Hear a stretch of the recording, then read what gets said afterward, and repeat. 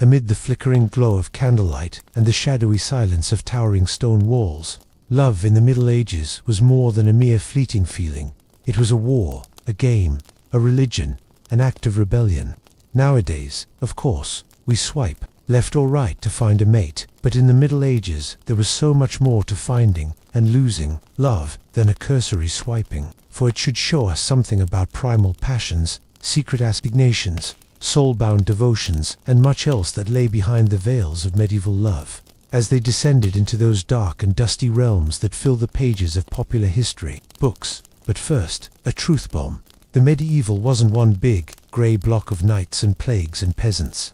It ran roughly from the 5th century to the late 15th century and encompassed cultures, kingdoms, languages, and laws. So love in the Middle Ages came in many varieties, from the chivalric crushes of French troubadours to the tragic love suicides of Persian poetry. But for simplicity's sake, let's stick with Western Europe, the heartland of castles, courtly love, and clerical chaos. In that decade, love was not free. It was feudal. Imagine, your heart is a serf, and the lord of society holds your heart. Marriage was about strategy, love was political, and lust came with stakes. If you were a noble, your marriage was a treaty with feet. If you were a peasant, love was what you had when you weren't tired from seeding oats. But, and this is crucial, despite all of that, people went head over heels for each other, wrote love poems, snuck kisses in convent corridors, and literally died of heartbreak. Why? Because people will always be messy, feckless things, fueled by longing. Remember courtly love, which is sort of the medieval version of emotional S&M.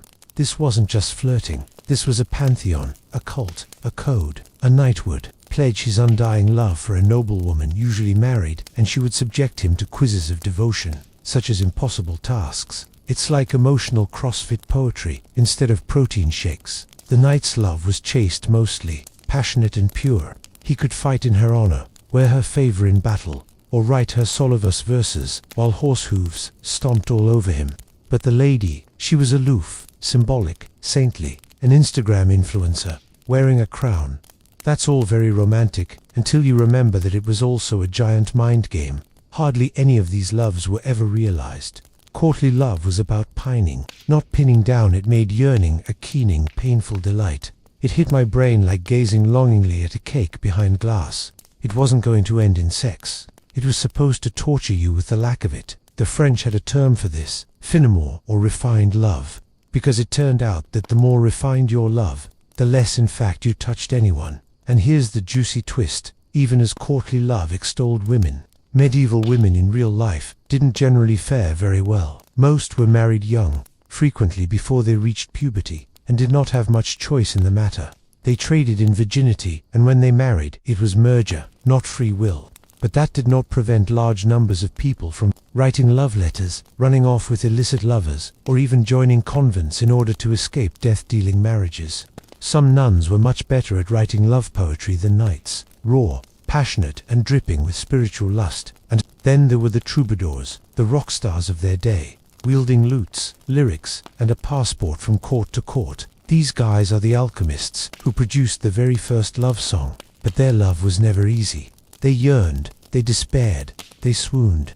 They put women on pedestals as miraculous muses, remote as the moon. Occasionally they were rewarded with a kiss, a look, a scandal. Sometimes they were banished or worse. But love wasn't all noble, and it wasn't all poetic. Step down from velvet thrones of lords and ladies into smoky huts of peasants. Here, love was practical. Who could carry water? Who could survive winter? Who would not hit you for burning the bread? Romantic, maybe not, but real, absolutely. Folk songs and stories from the era tell of a love that was earthy, light-hearted, and nakedly human. They, too, yes, had trysts in the hayloft. Clergy, of course, was supposed to not have sex, but let's not kid ourselves. Countless priests, monks had secret girlfriends.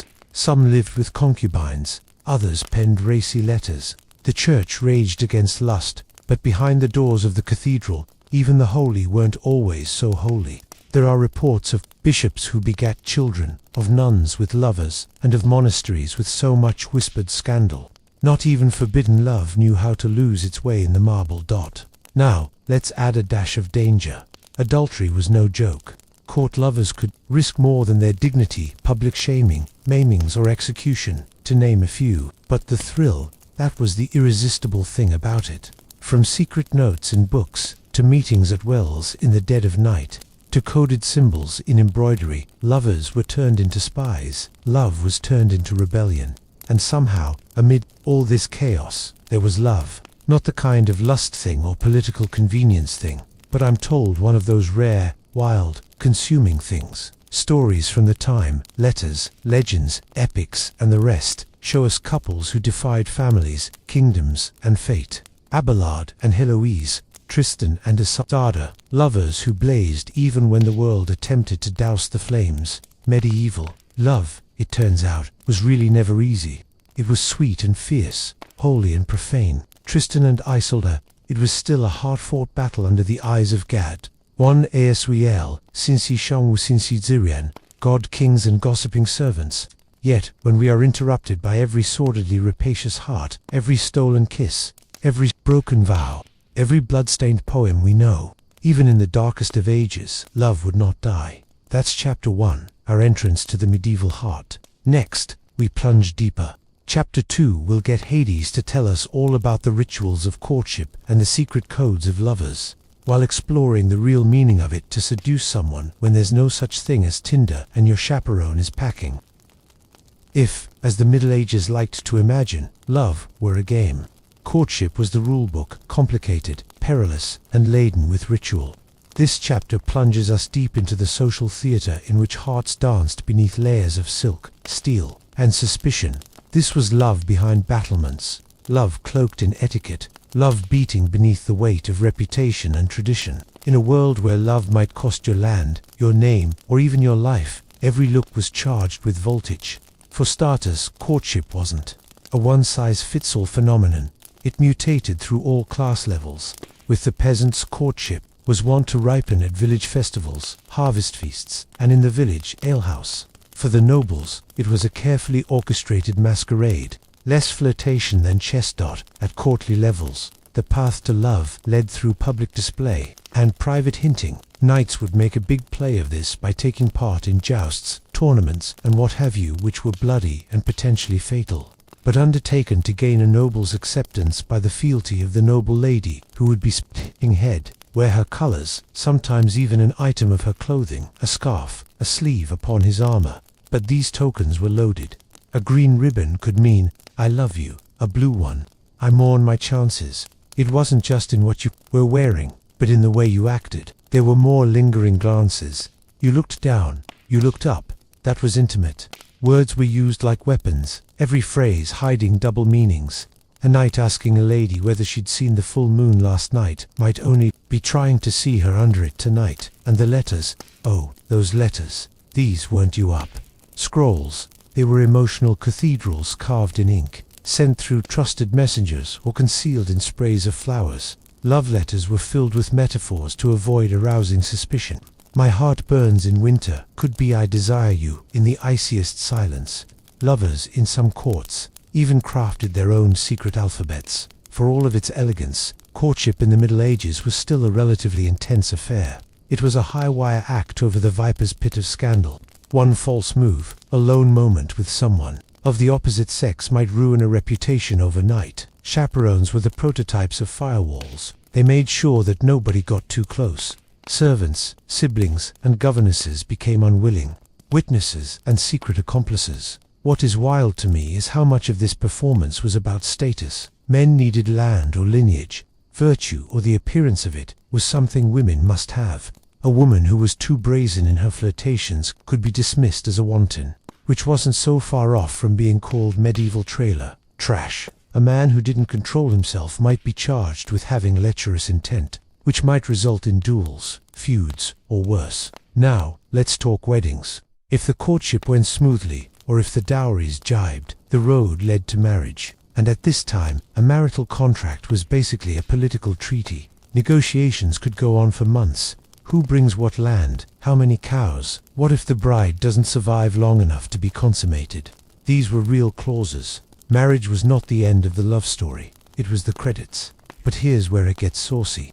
The ceremony could have been public, but the consummation typically did happen, either in public or semi-public, witnessed by elders unable to prove otherwise to confirm its legitimacy. Privacy was a luxury few had, none but the pluralism being an only. Bedding ceremonies, which were supposedly performed with less variety than in modern times, also involved a series of steps from the summoning of the newlyweds to the door of the bedroom to the inevitable awkward waiting. Romantic, if you could forget the crowd outside humming dirty ballads loudly. But even amid this chaos, people found ways to personalize it. A flower in the shoe, a hushed word in the formality of the dance, a present tucked into an open prayer book. Love proved that even in its absence, it could salvage the rite, make it at least bearable, sometimes even a thing of beauty. One such popular ritual was the mating, for which men and women would head out into the woods at the start of May. Officially, it was to gather flowers for decoration, but we all know the truth. An opportunity to escape chaperonage and make out behind the oak trees. The blossom of many a peasant love it was that first opened before the soft foliage of spring. And let's not forget that the church plays the role of matchmaker. Priests played a role in registering and blessing unions, but also served as moral referees. If you had gotten a little too handsy before the wedding, your parish could penalize you with public penance, fines, or forced marriage. Indeed, the medieval shotgun wedding was very much a thing. One bizarre twist: love spells. Desperate lovers consulted local wise women or herbalists for potions, talismans, blessings, and incantations. These could include hair, blood, and herbs such as vervain and yarrow. One common charm was to write a beloved's name on a piece of bread, whisper a spell over it, then eat the bread, eating someone's soul. Now that's commitment. But it wasn't just social danger. Courtship could get violent. Men abducted women they wanted to marry, especially if their families objected. That's grim, and it was, but there were perverted legal gray areas. If the woman had consented after being kidnapped, this too could be retrospectively legalized.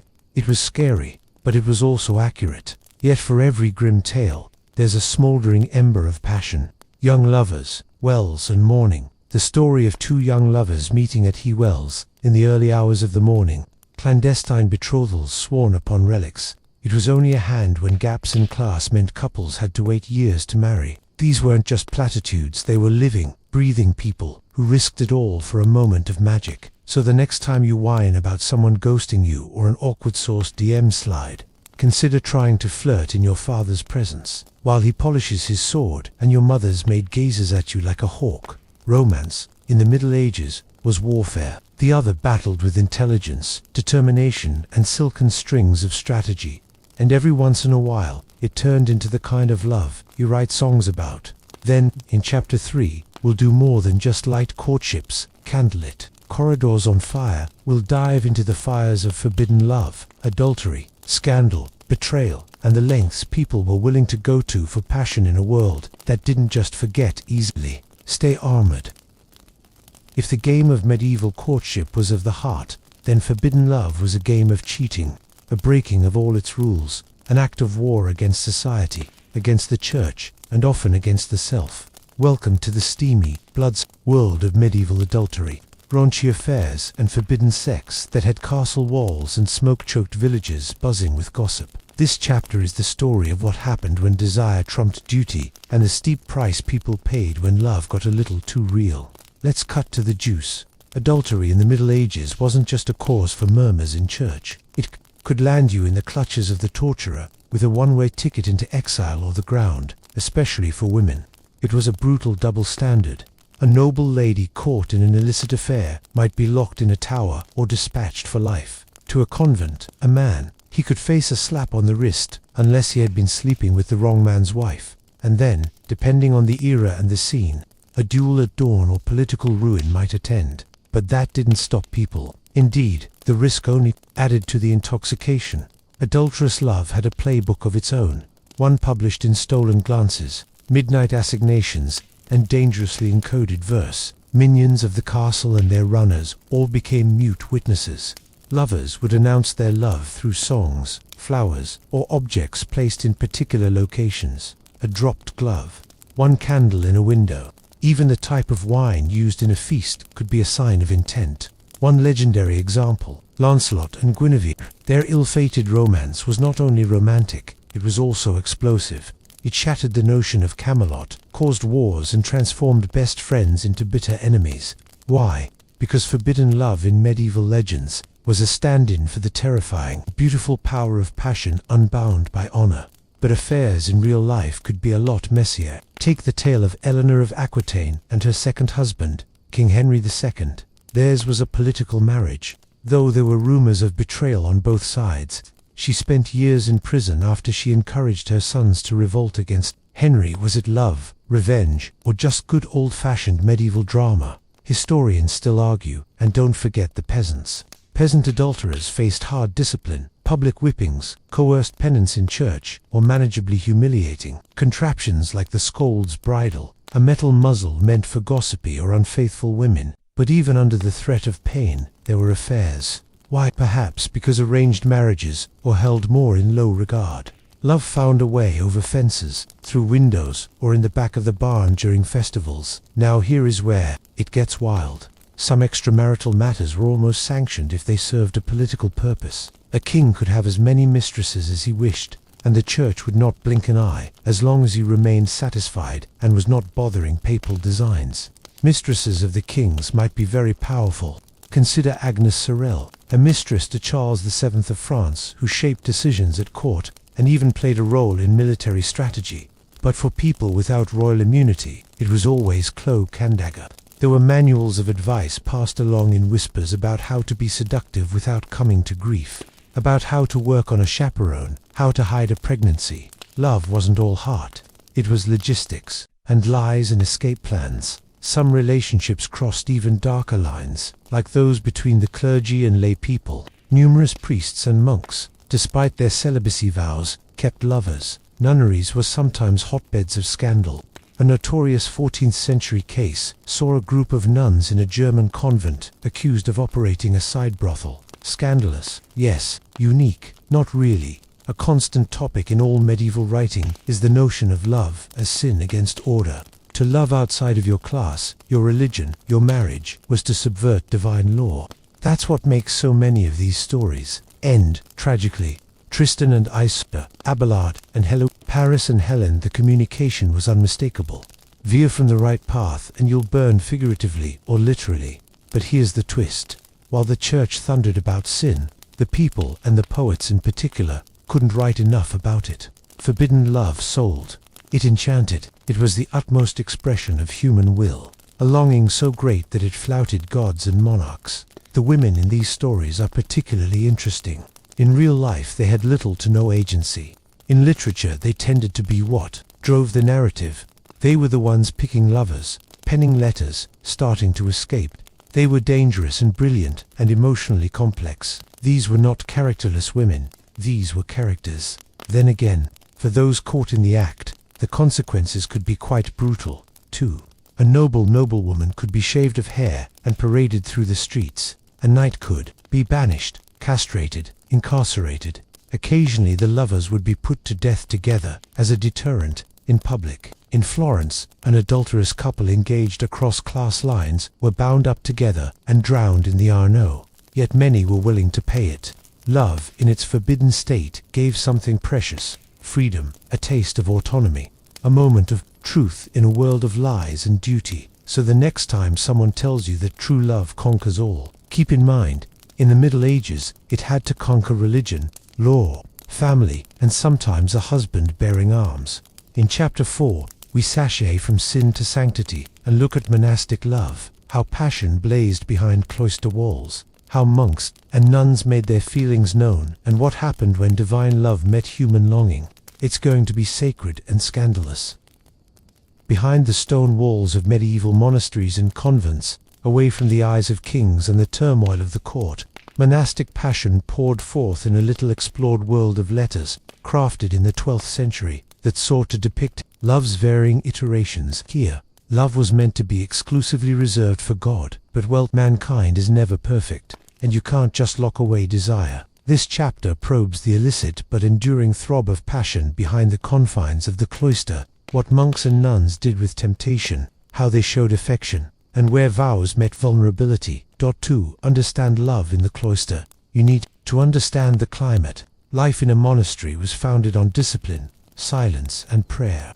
The nuns and monks are brides of Christ, in a symbolic and spiritual sense. Their lives were ruled by bells, scripture, and strict codes intended to crush the ego and the will to want. Sex, love, even intimate friendship was subversive. Desire was a demon, cunning, snake-like, omnipresent. But guess what? Human nature doesn't suddenly disappear when you shave your head and put on a robe. Let's start with the monks. Many entered monasteries in their youth, some as youths, some as rebellious teenagers, or as privileged sons herded into holiness to keep family wealth from being fractioned. They were trained to quash worldly thoughts. But suppression isn't erasure. The lives of medieval monks are teeming with hidden writings, coded poetry and confessions, pulled between the pangs of faith and desire. Some monks fell in love with other monks, with visiting pilgrims, with memories of former loves. A 12th century Cistercian monk admitted to dreaming night after night of a woman he encountered briefly before taking vows. Another penned devotionals to the Virgin Mary that would be difficult to distinguish from love letters. Then there were the nuns. Many sincerely believed, but others had been forcibly cloistered. The daughters of noble families were even packed off to convents when their fathers could not afford costly dowries to purchase wealthy husbands. SPN of the women took to the religious life. Others felt the tug of the world outside the convent wall. In that stillness, love assumed many shapes. Platonic love, motherly love, romantic love, even erotic love. One famous example, the letters of Hilo say to Abelard. Although their affair began before she entered the convent, her love didn't end at the nunnery door. Her words sear with intellect, sadness, love. God knows I never did you wrong in my heart. Or, I desired was just you, none of yours. She was fierce, even in veils and in the clefts of altar rails. The friendships among the nuns, though, could be just as intensely passionate. In some cases, such bonds turned into the kind of emotional relationships historians describe as particular friendships, ones so intimate that they bordered on the romantic. Shared beds. It was not uncommon in medieval times. Whispered prayers and joint penances generated intimacy, if not words. Of course, sometimes, love in the cloister crossed physical lines. Dozens of scandals have erupted at monasteries and convents. Secret births, disguised lovers, runaway nuns. One 14th century abbey in France was found to be an all-out lover's lair. In Germany, it was nuns sneaking out at night to rendezvous with men along the river. Certain monks made keys for women's quarters. A few nuns disguised themselves as men and fled to live with lovers. The penalties for these violations were all over the map. A monk could be ordered to go on pilgrimage as a punishment. A nun could be transferred to a more austere convent. Repeat transgressors faced possible excommunication, or, worse, confinement to a life in isolation. Yet the fact that these stories have survived is evidence of something crucial, that love, any and all kind of love, refused to die. What makes monastic love so fascinating is the conflict at its heart, the conflict between vows of sanctity and cravings of the body, the hurt of the desire to love without betraying faith. For some monks and nuns, love was not militancy's emotional opposite so much as it was the spiritual analog to armed combat. A few redirected this into mysticism. Saints like Teresa of Avila described ecstatic experiences with God that sound like romantic rapture. It seemed to me it was in the body. A flame came forth from his heart.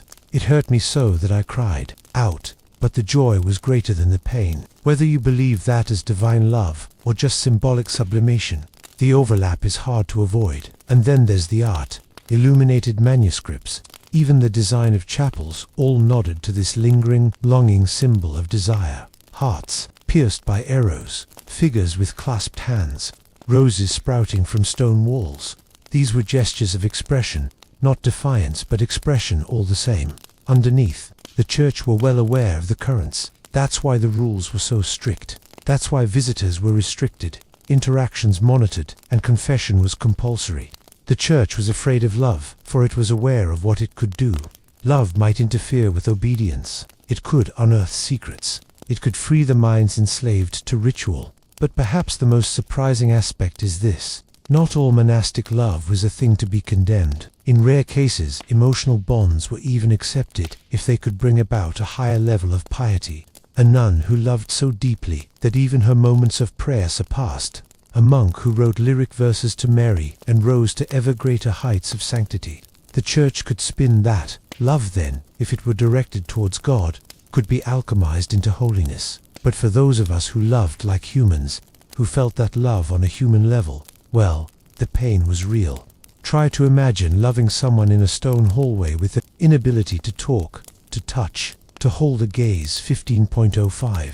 20. Picture writing a letter you won't send. Imagine praying that your thoughts disappear, only to have them get louder with each hymn. Yet some adopted both thoughts. They worked out how to love without breaking their vows. Through music, gesture, shared service. They turned lovemaking into a private revolt, not against God, but against its lack. This is one thing we learn from monastic love. Love takes form even in the most governed of spaces. It may be silent, it may be starved, but it is there, folded inside the margins of prayer books.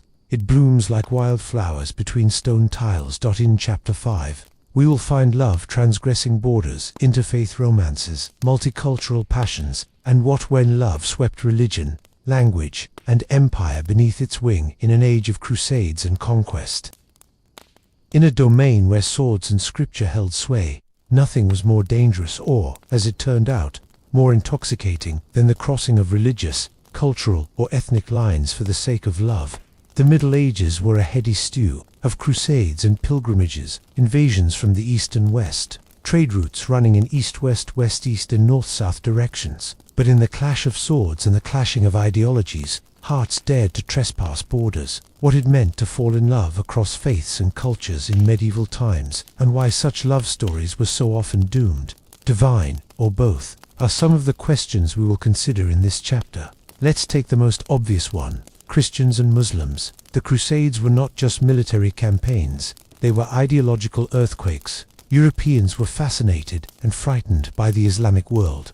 But at the front, in the places where armies fought and cities were conquered, people came into contact and mingled, and in a few instances, maybe, fell in love. Knights were not especially averse to taking Muslim women as lovers or wives, sometimes with the women's consent, often without, but there are occasional golden tales of shared love. One of these legends concerns a Frankish knight who romanced a daughter of Muslim emir in the First Crusade. Their love is the one delivered, covert, in a French chanson, not mortality debt, but the prospect of escape, running away from both their peoples to an obscure future.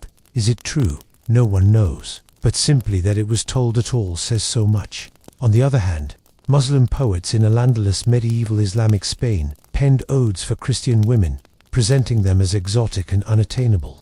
These were not mere fantasies, they depicted a complex reality in which Jews, Christians, and Muslims coexisted, traded, and, yes, occasionally blended emotionally and sexually. But let us not leave out the Jewish communities of the medieval cities of Europe, frequently in the margins, yet firmly within the heart of the city. The Church and rabbinical law declared that Jews and Christians should not have relationships, but human beings like nothing so much as a rule they cannot obey with their heart. There are records of illicit fornications, conversions born of love, and tragic outcomes. An infamous tale from 13th century England recounts how a Jewish merchant's daughter fell in love with a Christian noble. When the affair was found out, it caused scandal, pressure for conversion, and her banishment. She died in a convent and never recanted her love or her Jewishness. Her grave was unmarked, but her story lived on in song. What brings such power to these relationships then and now is how much pressure they were able to resist. To love someone outside your religion was to put everything on the line. Your family, your soul, your community, your life. And yet, people did it. Again and again. Sometimes these relationships were the result, not of war, but of commerce and diplomacy. Think of the spice routes, the Silk Road, the teeming ports of Venice, Cairo, Constantinople. This is where traders converged across languages. The letters were in Dog Latin and Arabic. Gifts were exchanged, and gradually, behind the business masks, attraction began to flourish. Even theologians within the Church and Islamic scholarship disputed the definition of love across borders. Can a non-Christian fall in love? could love rescue the outsider? This wasn't merely theological ponderings, the kind our dogmas have tended to spend most of their time cleaning up after. These were real questions posed by real people grappling with feelings that weren't on the good list. In literature, these romances acquired a mythic patina. Tales like Floyer and Blanchifleur, in which a Christian girl and a Muslim boy fall in love and convert because of each other, were wildly popular in France and Germany. These were stories of equal parts fantasy and propaganda that love conquers faith, as long as it results in the religion delivered by the listener winning the day. What's most moving about these stories is the tension of them, the pull of love versus loyalty. Are your lovers more true than your people? If you love someone, will you be wrapped up in the extra cellophane? Do you get out while you can, or stick around and endure heartbreak? And speaking of language, love across cultures was love across tongues. It resulted in poetry being written in 2 or more languages, with writers code switching between them in letter correspondence and developing hybrid lexicons. Some lovers invented languages, pieced together Arabic endearments with Latin syntax, Hebrew blessings with Provençal rhymes. Even the way they spoke was a form of rebellion and belonging. And then there are the children. Mixed faith couples were left to make harrowing choices. How to raise the child, what faith, what name.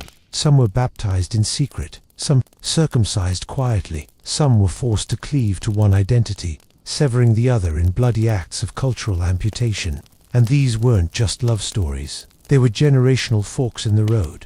One such graphic story comes from the Iberian Peninsula, where there was a Muslim woman who secretly brought up her son as a Christian and as a Muslim, teaching him to pray in both ways. When he was found, he was taken by the church and made to recant Islam. Afterward, he became a poet in North Africa, with his verses drenched in grief and memory, always addressing his mother as the keeper of 2 sons. So, what do we make of this? That even in a season of savage divisions, love would risk crossing enemy lines. That passion didn't respect popes, imams, kings. That for every war branded in God's name, a letter was penned in love's name. In chapter 6, we shall see how, after the vows, the marriage itself medieval style worked. We'll pull back the bedsheets, as well as the contracts, as we dive into domestic life, sex, power struggles, and how love did or didn't thrive within the bounds of holy matrimony. In the great paradox of medieval romance, after all, the poetry, pursuit, and pining marriage was often a trap. And this chapter gets into the raw, grimy truth of what married life in the Middle Ages was like, on a planet where holy matrimony was more a matter of social organization and less a matter of salon-worthy effervescence. Behind each wedding banquet lay a network of contracts, obligations, and unspoken compromises. But somehow, through all this duty and drudgery, real love still managed to get its tiny head above water, or be born without enough oxygen. Let's start at the altar. A medieval marriage was not just two people holding hands and saying, "I do." It was families bargaining for assets, kingdoms positioning for territory, the church politicking to regulate morality. The wedding was at once a holy sacrament and a political power play. Among the nobility, marriage was especially a kind of conquest. It took dowries, exchanges of lands, strategic placements of heirs.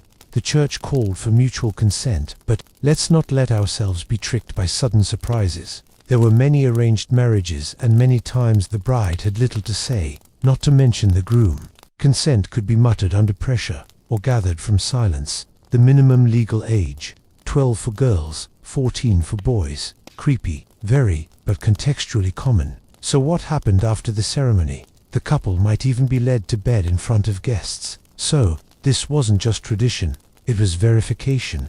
Consummation sealed the deal. If it did not, the marriage could be nullified. And what if a noble marriage didn't yield any heirs? Pressure built fast. A woman could be blamed, shamed, or swapped out. Marriage within the household was as if a performance of parts. The man would be the one to rule, fair but firm. The woman, to comply, have children, and keep the household.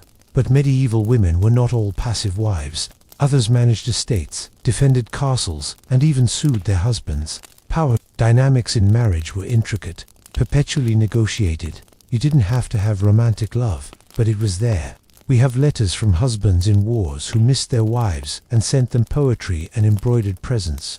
There are wives who leave abusive husbands who risked everything to be with someone they really love. So yes, passion could endure the vow, but it usually had to dodge in through the servant's entrance. Let's talk about sex. Medieval marriage manuals, composed by priests, determined when it was permissible to have sex, not during Lent, Advent, Sundays, feast days, menstruation, which positions were acceptable missionary, if at all, and which intentions were pure procreation, please, and nothing more. Pleasure lust was a no-no, even with husbands and wives, but inside the privacy of the home. The actuality seldom reflected the doctrine. People were people. Lust, boredom, and closeness unfolded in bedrooms across the continent. Erotic, poetry, and court cases demonstrate not only that people had sex, they had affairs, fantasies, and every now and then, even genuine affection. Married life wasn't the eternal fast. There was a struggle between guilt and want. And let's not forget how marriage worked as a legal matter. A wife's belongings belonged to her husband, but she couldn't sue in her own name. There was no way for her to refuse sex without risk, but again exceptions existed. A few women elsewhere in the urban world, particularly in Italy and parts of France, retained a little more autonomy. Widows, in particular, could emerge as powerful figures, running businesses and influencing legacies. Envy, betrayal, and resentment were there constantly. Of a husband suspected of infidelity, a man might lock his wife away, hire spies, or take her to ecclesiastical court. If a woman committed infidelity and got caught, public shaming, annulment, death. But men, a slap on the wrist or a side-raised son. But, all that being said, a few marriages did work. Husbands and wives would come to love each other deeply. They would raise children, endure famines, and build modest companionships. Love didn't always have to burn, it could also simmer. And in a world where life was fragile and uncertain, that simmer could be everything. Now, here's a plot twist. Some couples actually did marry for love. Among peasants, for whom less was at risk, romantic selection was less rare.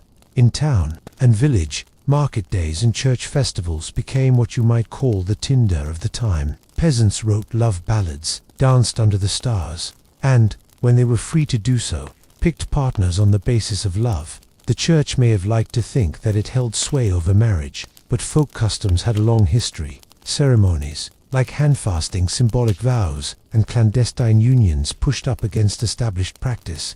Couples could exchange tokens, pronounce love before witnesses, and think of themselves as bound over the priest's objection. The theme of medieval marriage was that there really was no escape. The notion of divorce, as we understand it today, was unknown. Annulments were uncommon, and could only be obtained based on evidence of consanguinity, impotence, or fraud. So many people were trapped in marriages that were slowly poisoning them. Love, confined, might sour or revolt. But in between all that heaviness, there were moments of joy, shared jokes, a preferred dish cooked without request, letters passed during war, a lullaby sung to a sick child. These were not grand statements, but it was love. Medieval style, quiet, fragile, enduring. Marriage was a cage, but some people managed to decorate the bars. In Chapter 7, we'll move from inside out, leaving the domestic sphere and entering into the legendarium, where the idealized lovers of medieval legend live. Knights and enchantresses, queens and outlaws, star-crossed souls whose loves have become timeless. Welcome to the glimmering world, where the lines of history and fantasy blur the world where tales of lovers escapes, warriors who controlled outsized powers, and stories of fire-breathing creatures live longer in the ballad singer's song. In this chapter, we delve into the medieval imagination and take our first look at the mythic lovers that tormented the dreamtime of troubadours and bards and storytellers all over Europe. These weren't just stories, they helped influence how love is seen, sought, valued, lived. First up, Tristan and Isolde, the Romeo and Juliet of the medieval era, but somehow even more lethal, with more ships and many more brooding. Their tale starts with a love potion, drunk in error, that links them in such a passion that it destroys them both. Isolde, the wife of Tristan's uncle King Mark, is their lover, and their affair is a ticking time bomb. The themes, unobtainable lust, loyalty versus love, and the notion that real passion has to ruin to be authentic. This tale wasn't simply whispered around the embers of the fire. It was translated into dozens of languages. inspired poems and operas, and ultimately also Wagner's symphonies. Why? Because it struck a primal nerve, that love isn't always a benediction. After all, it's a lovely, essential disaster. Coming next, Lancelot and Guinevere, the queen and the knight who destroyed Camelot. Their story was the Arthurian Cycle's medieval tabloid scandal. Lancelot, the purest knight, falls in love with Guinevere, queen of his king and good friend, Arthur. Their clandestine love ignites war, treachery, and the downfall of the Round Table. But the brilliance of this story comes from its tension. Lancelot wishes to be faithful to Arthur, to the code of chivalry, but his love for Guinevere blazes too hotly. Even Guinevere, shackled by duty, puts it all on the line. Their love is the source of their glory and their doom. This paradox that the highest virtue and the deepest passion could be enemies obsessed medieval audiences. Let's take a little detour with a less well-known gem, Aucassin and Nicolette. The 12th century French chantifable, a songtale hybrid, follows a nobleman, Aucassin, who defies family and society and all burning expectations when he falls for the Saracen Muslim girl who has been raised as a Christian. Nicolette, she's smart, rebellious, and always getting out of locked towers. The story parodies the conventions of courtly love. Aucassin is frequently rescued by Nicolette, and eventually they find peace in an exotic land. It's 1-2 punch of appending gender stereotypes and transgressing cultural boundaries turned it into a cult classic. It was romance, with a wink and a dagger. Then there's Heloise and Abelard. No myth, but actual, historical heartbreak. Abelard was a lecturer, Heloise his talented pupil. Their love child cost Abelard his manhood and, for a time, his reputation. Heloise was packed off to a convent. Their love played out in letters, haunting, raw, intellectual, and devastating, but what really distinguished them was their realness. No potions, no dragons, just ink, flesh, and pain. In their writings, love turns into philosophy, desire becomes theology. Even today, they are symbols of forbidden knowledge, and of lust that never fades. Not to be forgotten are the female legends, tales like that of Melusine, a water spirit who marries a mortal lord, with the stipulation that he and their children shall never set eyes on her on Saturdays. Of course he breaks the rule, sees her serpent tail, and she disappears forever. They loved and trusted on that trust, once breached, could never be brought back. Melusine became an emblem of the independent woman. She set terms, she loved, but on her own terms. Her story resonated in every woman who had to compromise and in every love crushed by male distrust. Or consider Isabella of France, the so-called She-Wolf of France. Her real history is murky at best, but the legends claim she was a woman who, scorned by her king husband King Edward II, took another lover, rebelled, and unseated a throne. Her story became mythologized as cautionary and feminist fantasy both. These legends are important because they were not just about love, they were about who you are. They questioned, can you be noble and in love? Can you defy fate? Can love rewrite the laws of your universe? It wasn't just a sappy love song, but a weapon in the arsenal of the medieval imagination. It used it to probe moral dilemmas, to foster loyalty and rebellion, to entertain and to educate. Love wasn't cute. It was epic, it was often tragic, and it was always larger than life. One theme that recurs again and again is love or duty. Heroes are pulled between kingdoms and kisses. Heroines must decide between honor and heart. These conflicts were a reflection of the real world, particularly among nobility, where personal emotions were often put aside for alliances. The stories were also about yearning for the ideal, the perfect lover, the perfect sacrifice, even the perfect death. In a world rife with disease, war, and uncertainty, these tales promised immortality. Who was to claim it, not by inheritance and dynastic descent, but by love? So what gives with these enduring legends? Because they enable us to confront something we are still struggling to accept, that love involves risk, that is, asks, eats up, and disobeys, that it makes ordinary people myths, and sometimes myths, caution. In Chapter 8, we'll step back from the epic and back into the personal as we examine the emotional lives of medieval commoners, how medieval men and women felt heartache, yearning, and grief. It's about breakups, and about grief, and about the scars love can leave behind. Though ballads also sang of love found, the Middle Ages resonated with love misplaced as well. In this chapter, we pull back the curtain on heartbreak, not the grand tragedies of kings and queens, but the raw ache of ordinary souls who loved, lost, and lived in the silence that followed it. Grief was not a private matter in the medieval period. It reverberated in songs, church services, charms, curses, and even ghost stories. Because in a world darkened by war, sickness, and arranged marriages, the heartbroken were not uncommon. They were the norm. Let's start at the point when most medieval love stories stopped short, at separation.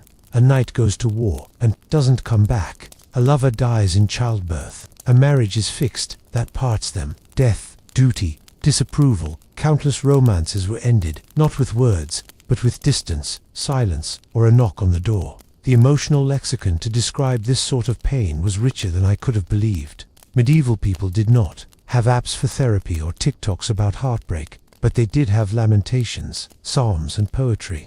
The troubadours made dirges for not only lovers who were dead, but for lovers who were alive but gone.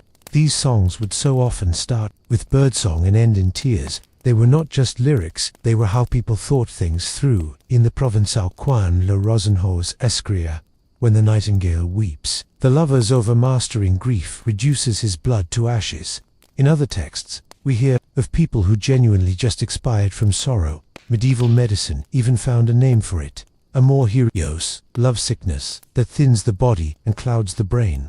Then there's ritual mourning. Widows were sometimes buried in black, and in many cultures a widow or widower wore black for life after a partner had died. Locks of hair were handed down in rings. Among the wealthier classes, paintings and carvings of the dead could be found, even on family altars. But among the peasants too, there were precious tokens, a bit of cloth, a wooden comb, a scrap of lace, scented with oil. Monks and nuns in monasteries also wept for their lost loves, and in some cases, not even in secret, some buried the letters with the dead.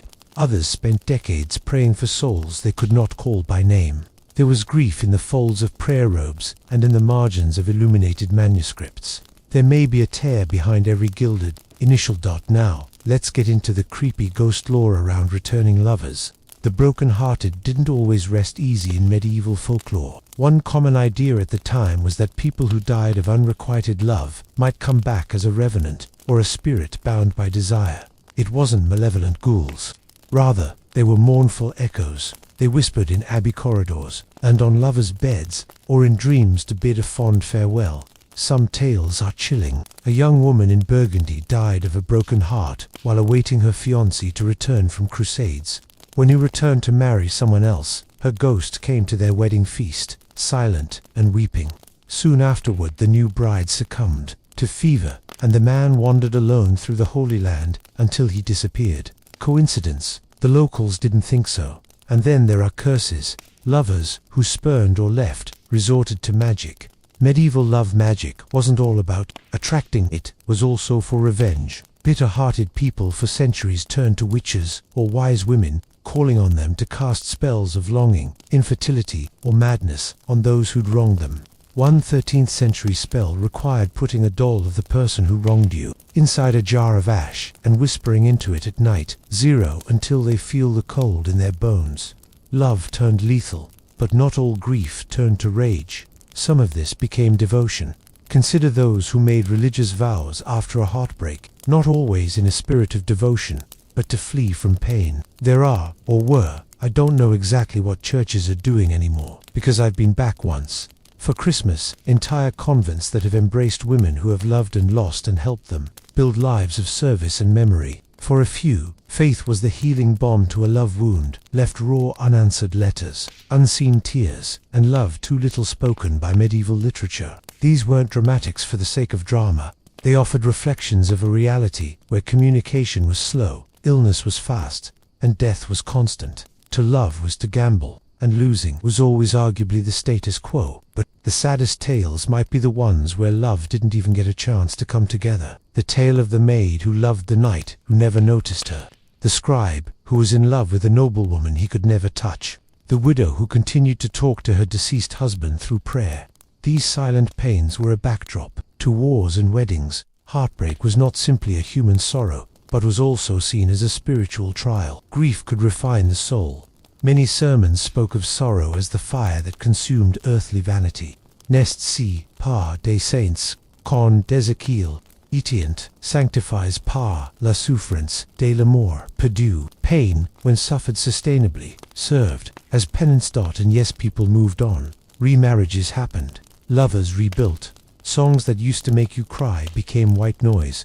But still, the scar was there. Medieval love left traces on the skin, in the mind, and in the margins of books. So the next time you hear a sad medieval song, remember this: it wasn't just art, it was survival. It was a scream from someone, tempered by melody.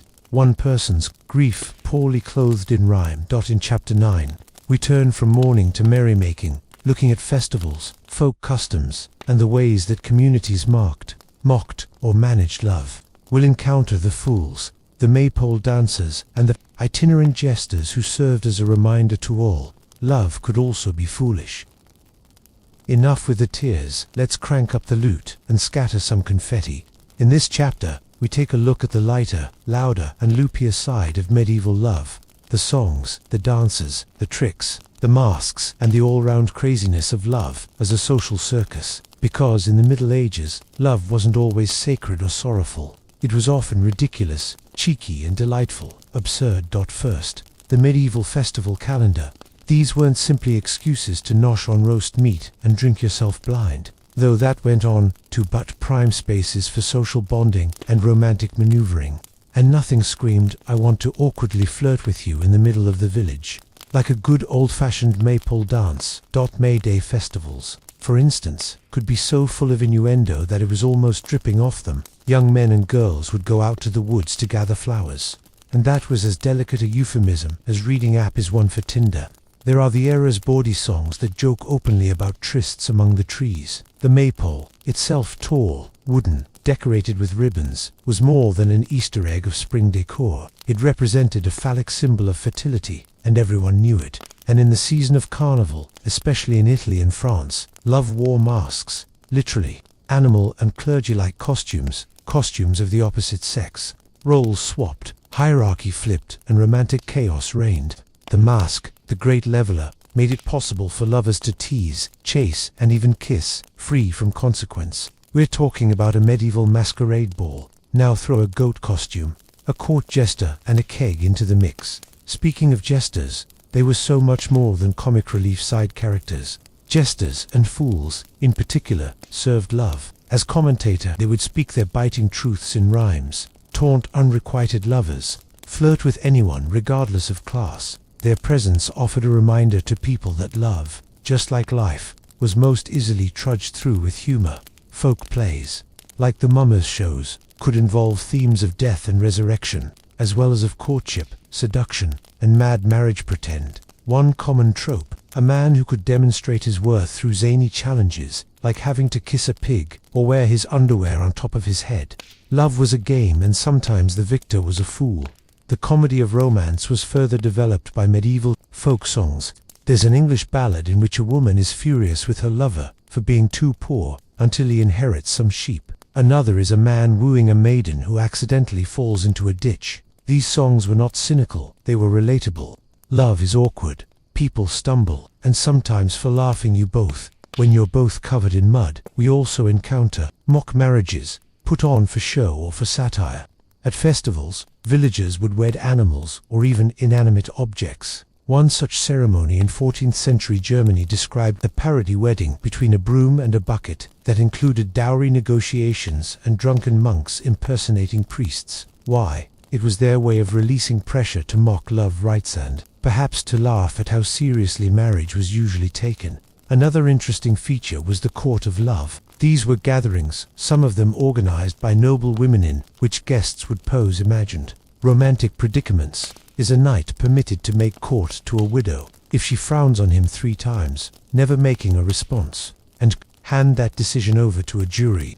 These were hybrids of salon, improv theater, and mock trial, but they also ventured into real emotional questions, condoling with satire as the sugar. And let's not discount charms and love potions, because nothing says romance more than fermented herbs in a shoe. Some love magic deliberately had a humorous edge. One spell involved a man dancing in the nude round a tree, crying the name of the person he had a crush on. Others advised women to rub onions under their arms, thinking the aroma would draw attention. It did, but likely not how it was intended. And then there were pop-poisoning insult poems. Yes, romantic roasting was invented here. In some traditions, lovers traded poems with vicious verses as a form of foreplay.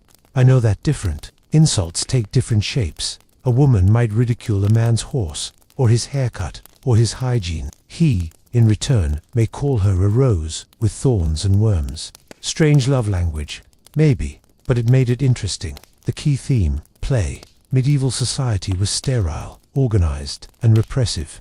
But festivals and folk traditions created a place where people could play, particularly with love. They could be flirty, scandalous, or just plain weird, and however fleeting, that freedom was priceless. Even the church, for all its frowns and disapproval, turned a blind eye to certain solemnities where rules got the twist. On the Feast of Fools, during boy-bishop festivities, and on Carnival, love could masquerade. The world turned inside out for a day, and so did the heart. So while medieval love could be tragic, it could also be a joke.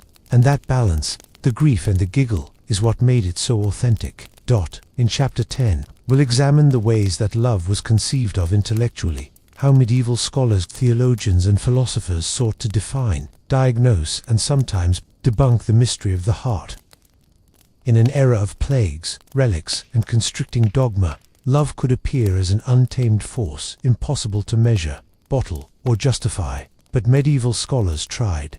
Oh, how they tried. In this chapter, we examine the hearts and brains of monks, medics, and mystics who dissected love without the aid of their surgical tools, but with scripture, scrolls, and speculation. Just wait until you meet the thinkers who actually tried to domesticate that unruly beast of passion, with reasoning, law, and Latin.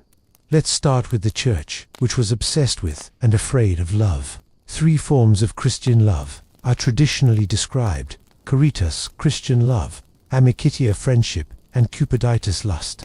Theologians such as Augustine cautioned that apart from the divine ordering of the world, human love gave rise to disorder and sin. Love was sacred only insofar as it reminded of God's love for man, pure, sacrificial, and absolutely non-erotic. But the more they sought to repress earthly love, the more they wrote about it. By the 12th century, mystics like Bernard of Clairvaux were penning love letters to God that sounded rather suspiciously like romance to many. Bernard spoke of the soul's union with Christ with expressions that nearly sizzled: a lover drunk with delight, a heart on fire. Meanwhile, beyond the cloister walls, philosophers and natural historians approached the subject of love from another perspective. They didn't view it as sin, but as symptom, as a physiological response. In medieval medical logic, love was a disease of the humors. Too much heat in the liver, boom, you're in lust. Too much black bile, heartbreak. Your entire body literally became imblanced. In the 11th century, Avicenna ibn Sina, a Persian polymath, documented lovesickness, a measurable illness that presented symptoms such as sleeplessness, anxiety, palpitations, loss of appetite. Treatment: sometimes music, sometimes prayer, sometimes bloodletting. Yes, they did try to suck love from your veins. This medical love was particularly popular in courtly circles, where the nobility regarded pining as both fashionable and potentially fatal. Love was the noble disease, the symptom of deep feeling, the indication of a soul above vulgar concerns. If you weren't a little bit emotionally sick, were you even trying? But there was not universal agreement about the nobility of love. The legal world hit it with sharp quills and colder hearts. In most legal codes, love mattered less than property. Marriage was never about love, it was about contracts. But even here love lurks in the background, and the surface was not completely loveless. Canon lawyers would later argue about the possibility of a valid marriage without that affection being mutual. Spoiler: legally, yes. Morally, it was murky, according to Jewish tradition. Some of the rabbinical texts make the wife the cause of love in the home being hampered and not fostered. Maimonides maintained that a husband should love his wife as himself and honor her more than himself, a radical notion for an era of arranged marriages. Love was seen as both perilous and potentially divine in the Islamic world, where scholars including Al-Ghazali brooded over the dangerous and transformative alchemy of eros. His writings presented love as a way of comprehending God, if one could ever detach from selfish craving. Love was both the teacher and the test of his world. And let's remember for a moment literary theory, where love was analyzed, as art rhetoricians took the measure of how poetry could feign love, beguile an audience, and address moral paradox. Love was not merely an emotion, it was a literary device, an intellectual conundrum. One key figure, Andreas Capellanus, author of De Amor, The Art of Courtly Love, a 12th century guidebook to affairs of the heart. Was it satire? Sincerity? Both. His guide spelt out edicts such as, "Marriage is no excuse for not loving, and he who is not jealous cannot love." He even categorized kinds of lovers, and offered advice about wooing across social classes. Was equal parts manual for living, love handbook, and medieval Tinder. Other intellectuals viewed love as inflammatory rhetoric. It made people lie, it made people manipulate, and it unbalanced people. At universities, debates were enacted. Is love a force of nature, or a moral deficit? Should poets advocating love be banished? Is lust to be purged or redirected? And women's voices. What about them? Women mystics, such as Hildegard of Bingen, articulating resonance, defined love as divine energy pulsing through the cosmos. She viewed erotic feeling not as temptation, but as divine signal. In her visions, love was light, heat, and motion, the force that brought everything to life. Even more rebellious, Christine de Pizan, a 14th century writer whose work critiqued male-centric love narratives. She claimed that women deserved to be the agents of their own loves, respected in marriage, and equal in passion. Her philosophical feminism set a foundation that would reverberate for millennia. So what to make of all this?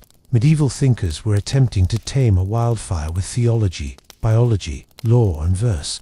And though they frequently spoke against each other, all agreed on this: what mattered was love. It stirred the soul, it wrecked the body, it reordered the world. Whether as holy or hellish, love wouldn't stay simple. In Chapter 11, we examine how love persisted during times of war, plague, and political turmoil, returning to the streets, the fields, and the battlefronts, because if love survived the Black Death, it will probably survive anything. In a time of chaos, breakdown, and disaster, you'd be forgiven for assuming that love would be the initial victim. Except, no.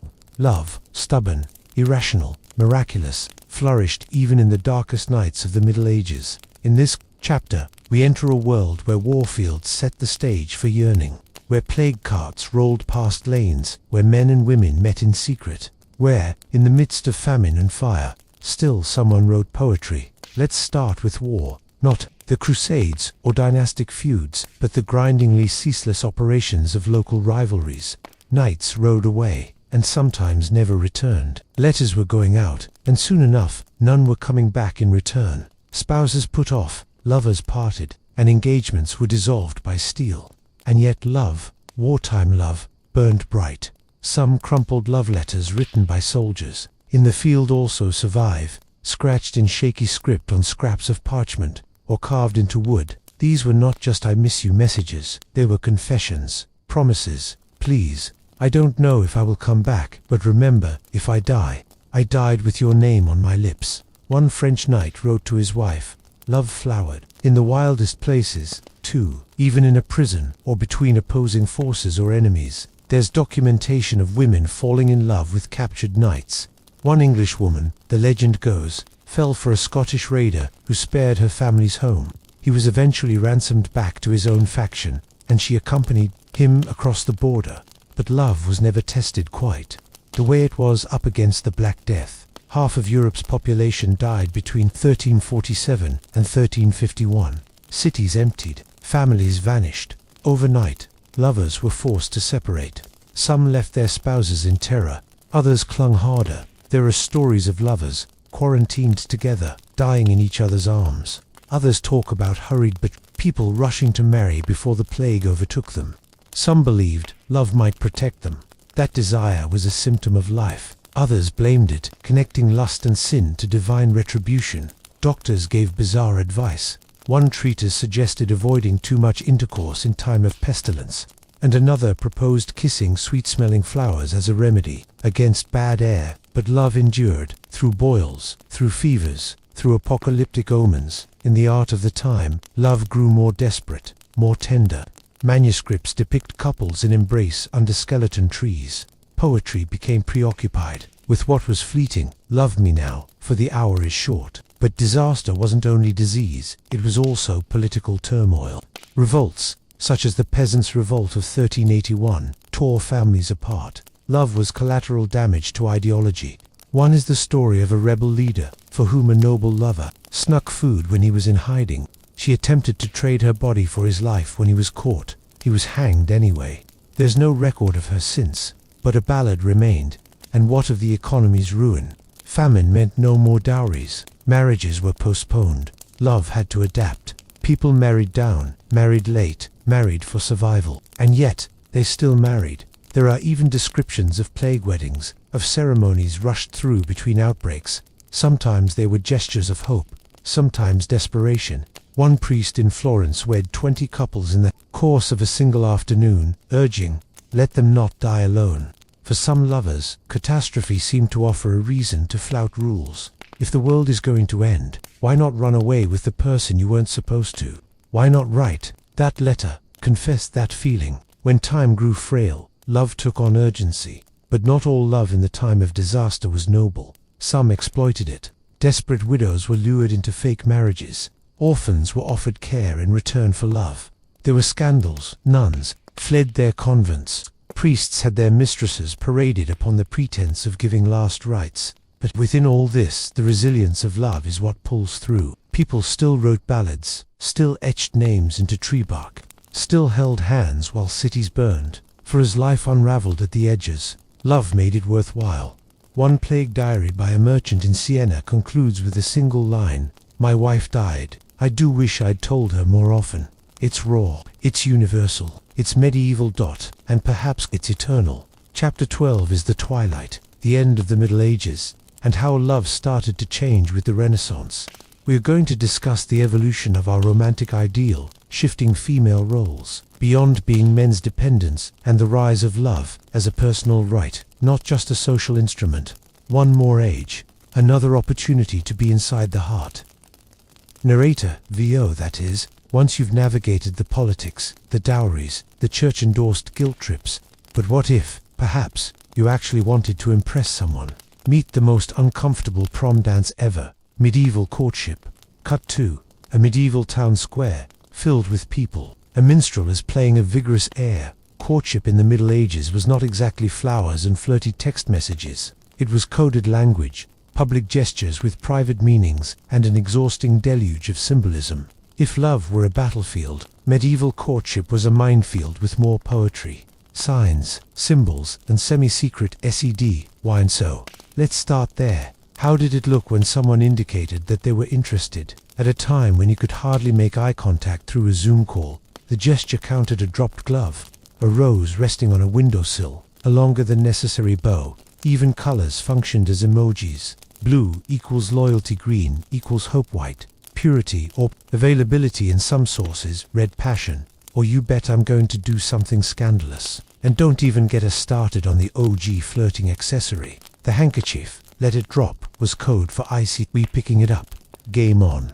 Narrator VO, in the Dark Ages, love had a voice, and each look was a sonnet. The matches, romance vs. MA now. Picture this. Knights in armor jousting in tournaments. What could drive them to it but honor and exercise? Sure, but also, for the ladies. In tournaments, it was as if Tinder profiles roamed the medieval period. Knights would give their battles to a lady, wearing her favor, typically a ribbon, sleeve or scarf, tied to their armor.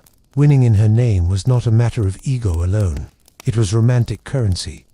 And the lady wasn't into it sometimes. But if your knight won, you may find yourself really thinking about those biceps. Narrator VO, flirting with a sword fight. Brutal, but oddly effective. Love letters and secret unnoticed letters were the lifeblood of medieval love. The lot distas, variety that was ubiquitous due to war or pilgrimage or parents just being the worst.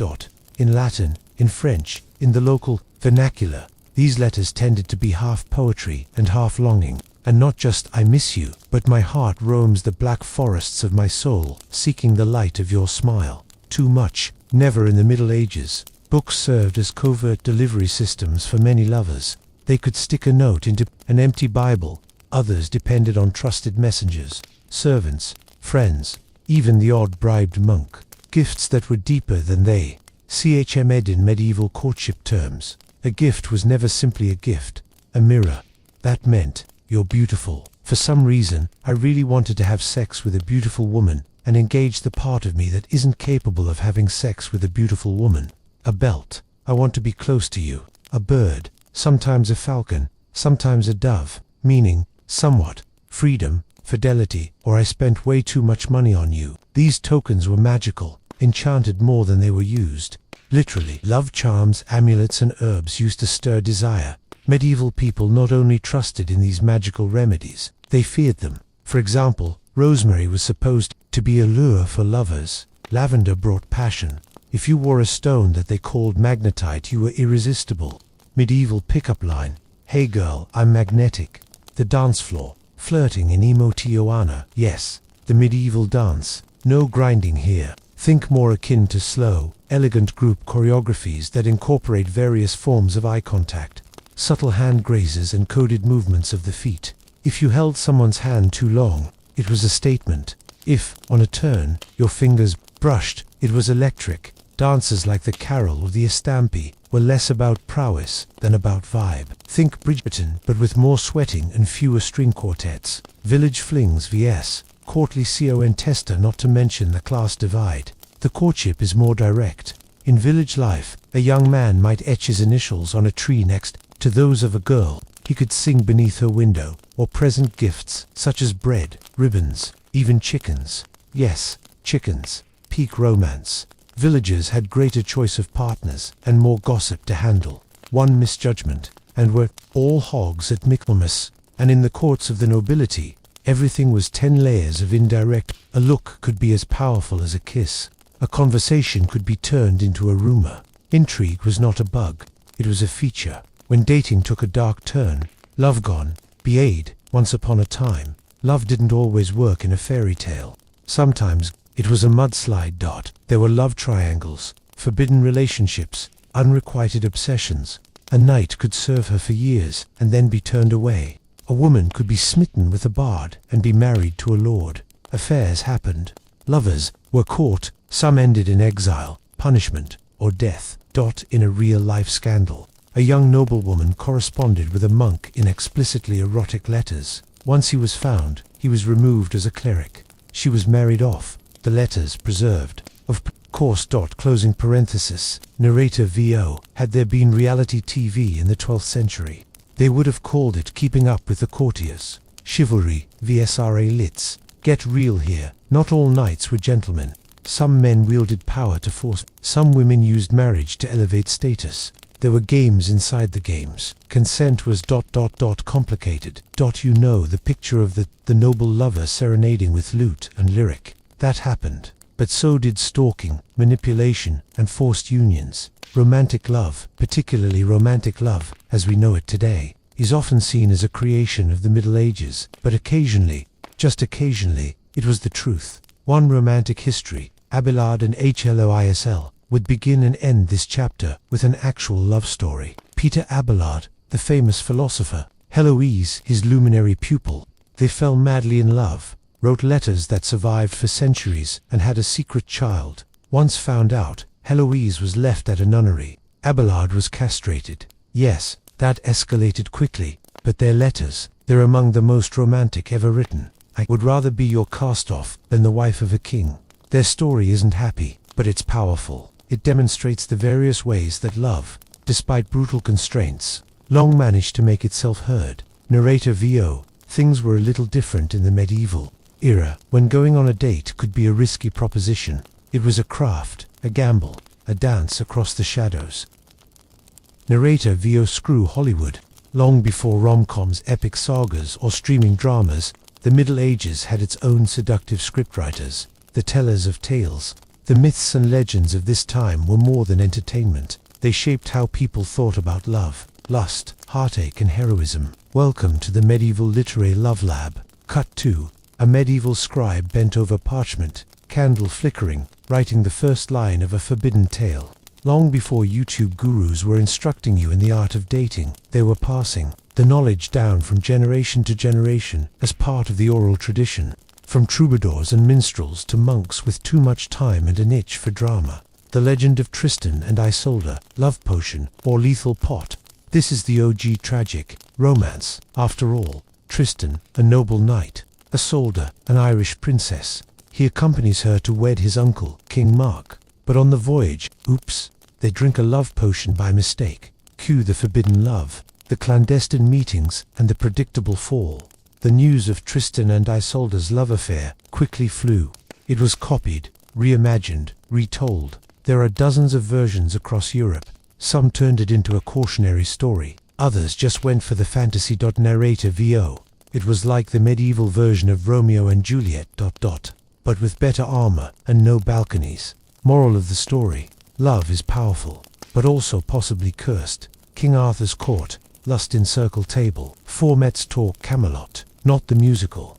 The sloppy, knotty love tangle that medieval storytellers loved. Arthur, the noble king. Guinevere, his queen, who faced a choice between passion and a higher purpose. Lancelot, the beautiful knight, who couldn't keep away. This triad has since served as the archetype of noble love. It was asking some uncomfortable questions. Is it possible to love more than one person?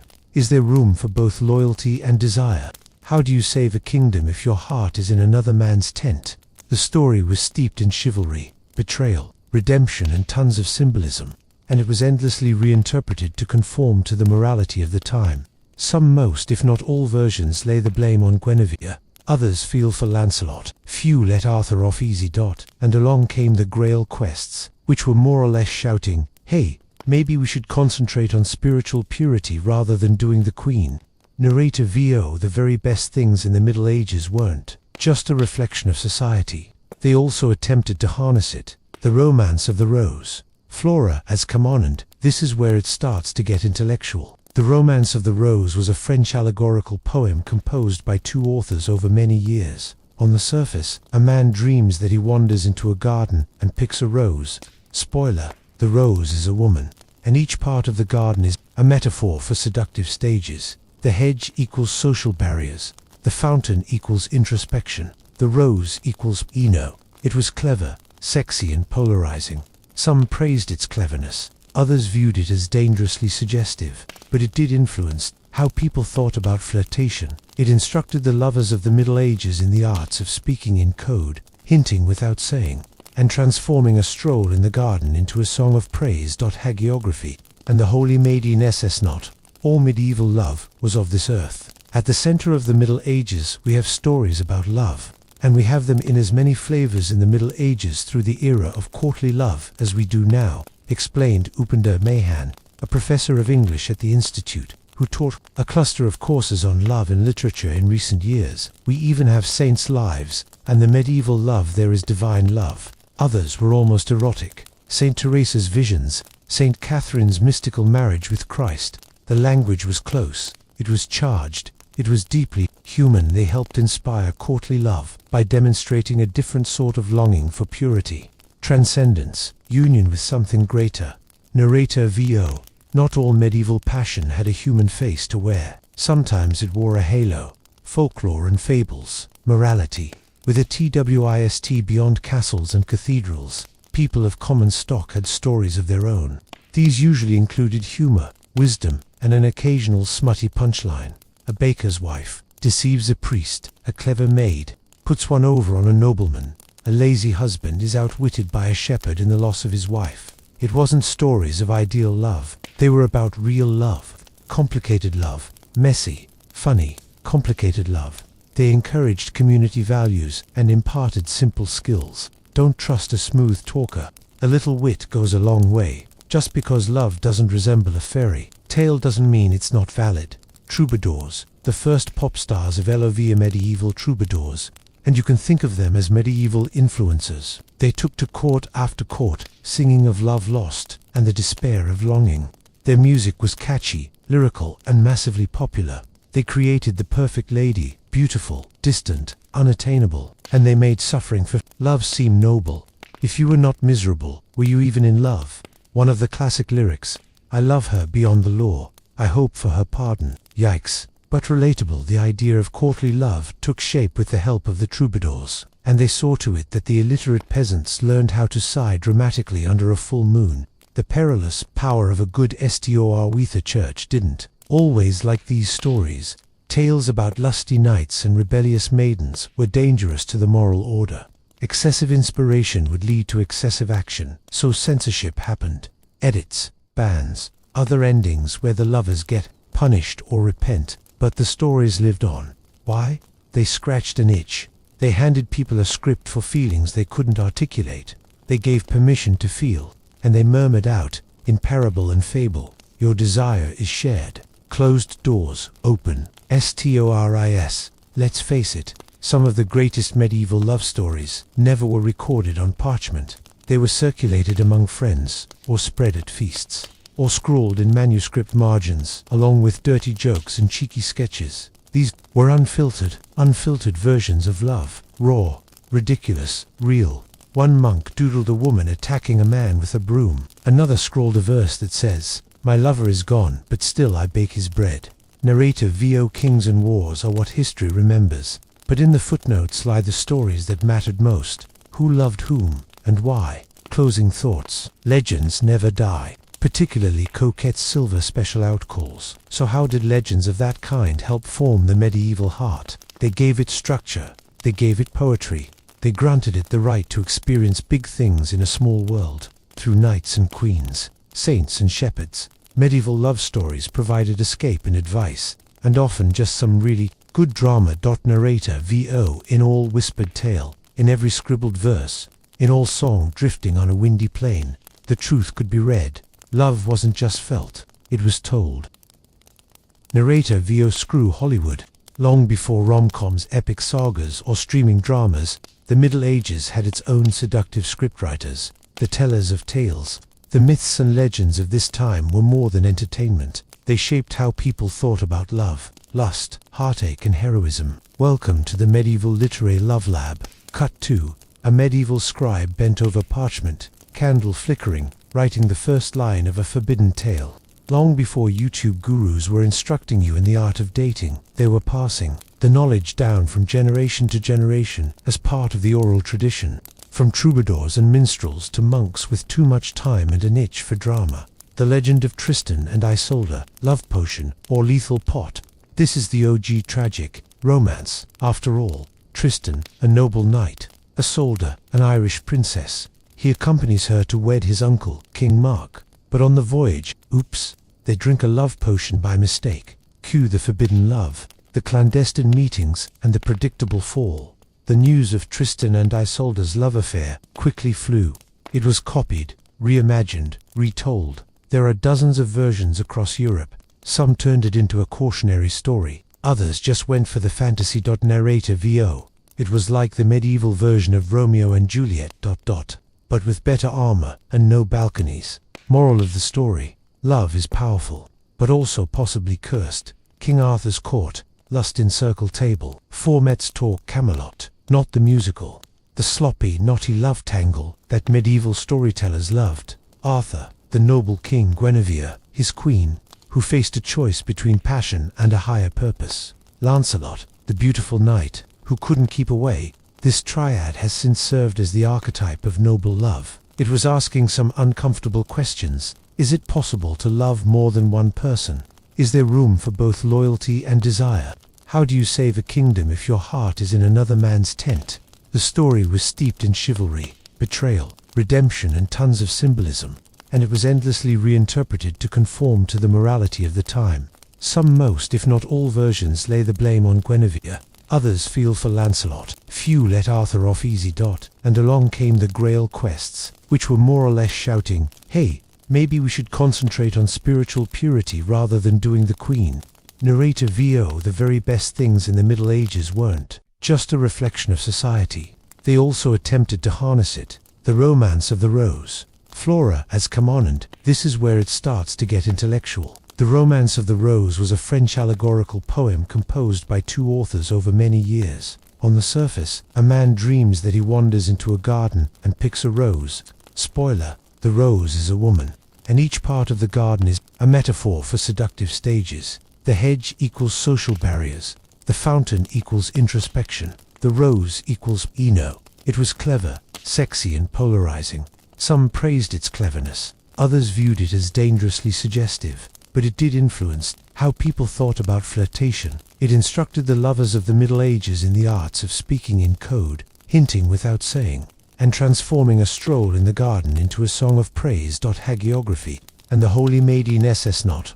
All medieval love was of this earth. At the center of the Middle Ages we have stories about love, and we have them in as many flavors in the Middle Ages through the era of courtly love as we do now, explained Upender Mahan, a professor of English at the Institute, who taught a cluster of courses on love and literature in recent years. We even have saints' lives, and the medieval love there is divine love. Others were almost erotic. Saint Teresa's visions, Saint Catherine's mystical marriage with Christ. The language was close, it was charged, it was deeply human. They helped inspire courtly love by demonstrating a different sort of longing for purity, transcendence, union with something greater. Narrator VO. Not all medieval passion had a human face to wear. Sometimes it wore a halo. Folklore and fables, morality. With a twist beyond castles and cathedrals, people of common stock had stories of their own. These usually included humor, wisdom, and an occasional smutty punchline. A baker's wife deceives a priest. A clever maid puts one over on a nobleman. A lazy husband is outwitted by a shepherd in the loss of his wife. It wasn't stories of ideal love. They were about real love, complicated love, messy, funny, complicated love. They encouraged community values and imparted simple skills. Don't trust a smooth talker. A little wit goes a long way. Just because love doesn't resemble a fairy tale doesn't mean it's not valid. Troubadours, the first pop stars of LOV are medieval troubadours, and you can think of them as medieval influencers. They took to court after court, singing of love lost and the despair of longing. Their music was catchy, lyrical, and massively popular. They created the perfect lady, beautiful, distant, unattainable, and they made suffering for love seem noble. If you were not miserable, were you even in love? One of the classic lyrics, I love her beyond the law, I hope for her pardon. Yikes. But relatable. The idea of courtly love took shape with the help of the troubadours, and they saw to it that the illiterate peasants learned how to sigh dramatically under a full moon. The perilous power of a good STOR with a church didn't always like these stories. Tales about lusty knights and rebellious maidens were dangerous to the moral order. Excessive inspiration would lead to excessive action, so censorship happened. Edits, bans, other endings where the lovers get punished or repent. But the stories lived on. Why? They scratched an itch. They handed people a script for feelings they couldn't articulate. They gave permission to feel, and they murmured out, in parable and fable, your desire is shared. Closed doors, open. STORIS. Let's face it, some of the greatest medieval love stories never were recorded on parchment. They were circulated among friends, or spread at feasts, or scrawled in manuscript margins, along with dirty jokes and cheeky sketches. These were unfiltered versions of love, raw, ridiculous, real. One monk doodled a woman attacking a man with a broom. Another scrawled a verse that says, my lover is gone, but still I bake his bread.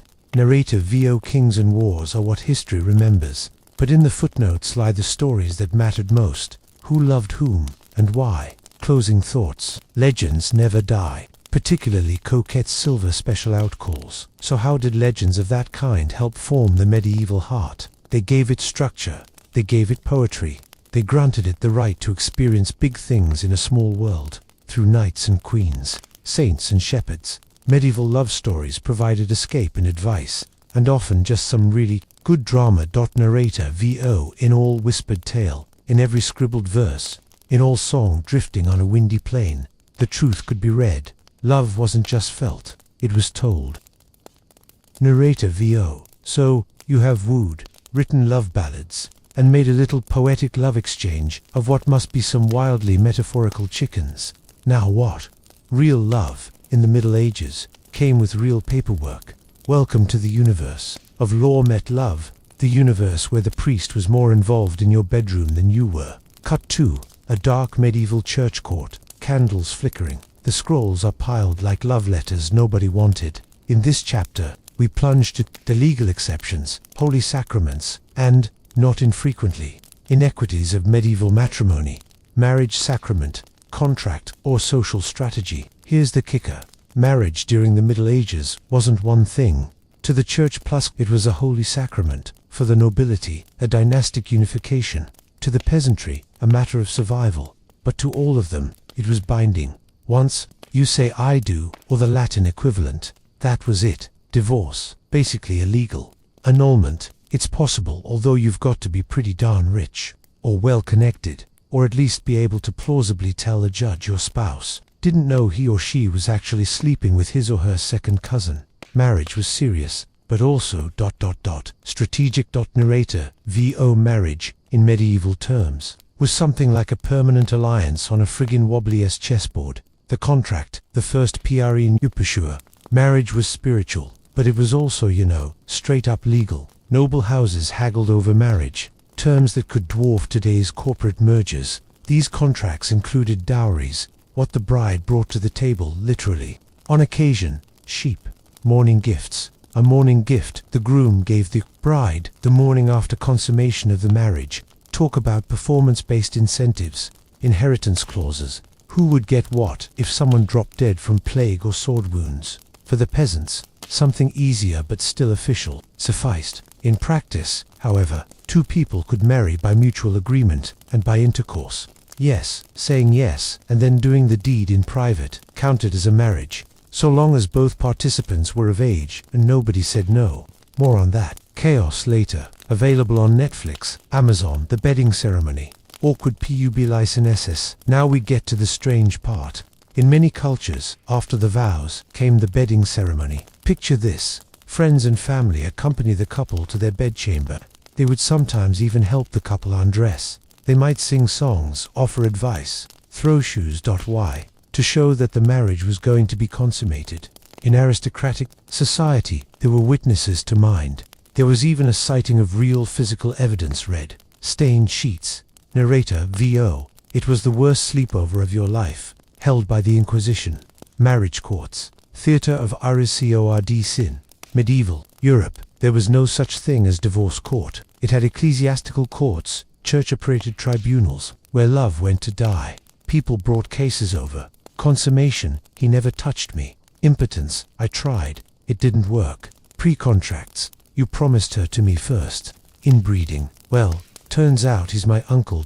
At other times, women resorted to the court in flight from abusive marriages. Some even intentionally manufactured evidence to avoid an unwanted match. These records are gold for historians. They show how actual people fought, and schemed, and lawyered up for love, hundreds of years before divorce attorneys even existed. Behind closed doors to power dynamics of Marara, let's not beat around the bush.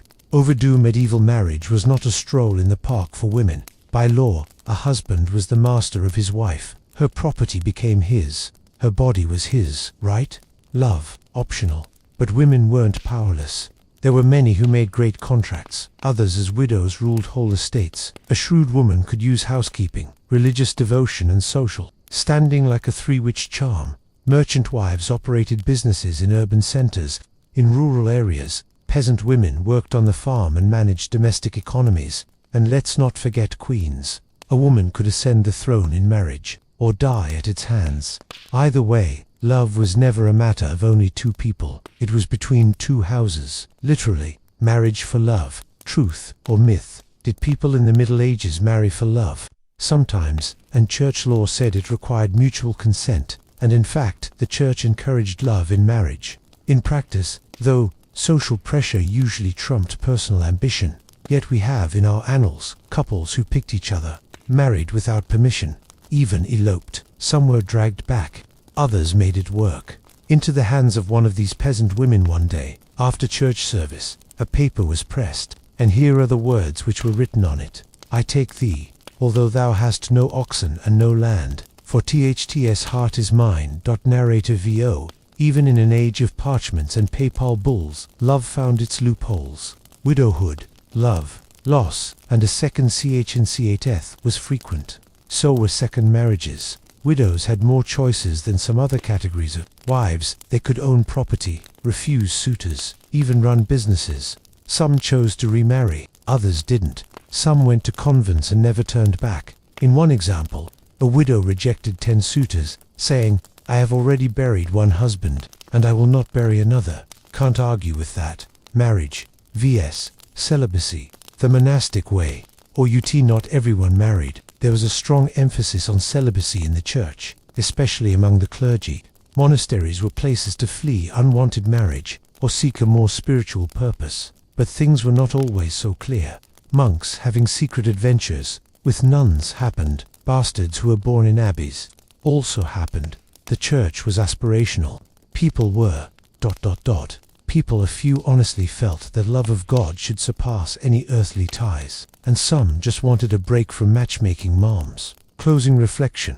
Marriage as power strugj light, 2 hearts and a harp was scant enough for marriage in the Middle Ages. It was a game of chess, it was strategy, it was legal theatre, and yet, somewhere beneath the contracts, customs and court cases, some real love did sometimes survive.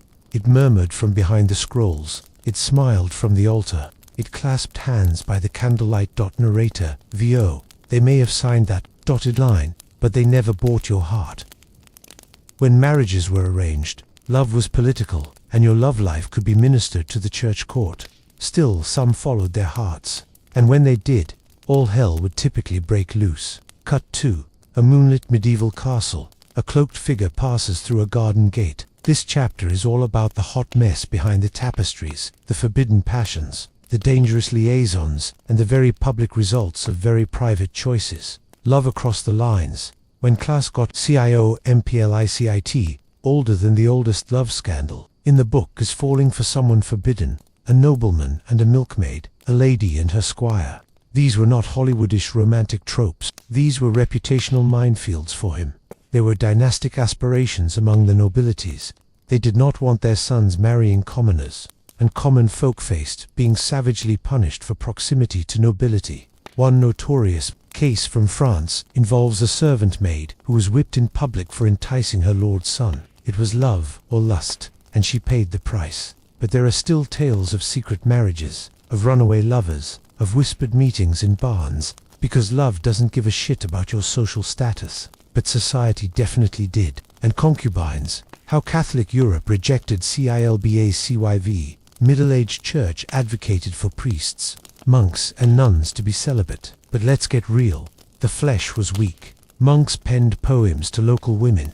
Nuns had secret pregnancies. Some abbots openly kept long-term lovers housed near the monastery. And then there were concubines, unofficial mates, frequently of priests or nobles, technically not legal. Practically everywhere. One 13th century bishop in Italy kept 7 concubines.